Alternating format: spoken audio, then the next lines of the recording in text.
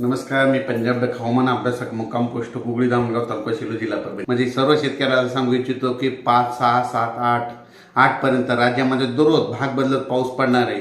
पेरण्यायोग्य पाऊस पडणार आहे. काही ठिकाणी कमी पडेल, काही ठिकाणी जास्त पडेल.